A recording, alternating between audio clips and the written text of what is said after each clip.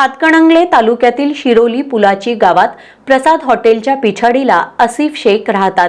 बकऱ्यांच्या टकरीच्या स्पर्धांसाठी बकरी खरेदी विक्री करण्याचा त्यांचा व्यवसाय आहे।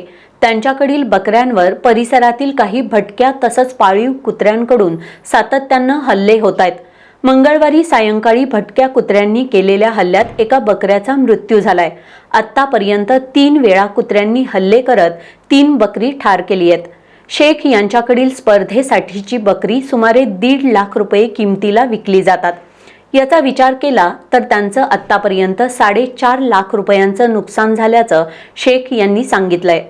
काल बुधवारी रात्री सुद्धा कुत्र्यांनी शेख यांच्या घराच्या परिसरात हल्ला केलाय। स्थानिक ग्रामपंचायत प्रशासनासह अन्य यंत्रणांनी भटक्या कुत्र्यांचा बंदोबस्त करावा तसंच आपल्या आर्थिक नुकसानीची भरपाई मिळावी अशी मागणी आसिफ शेख यांनी केली आहे।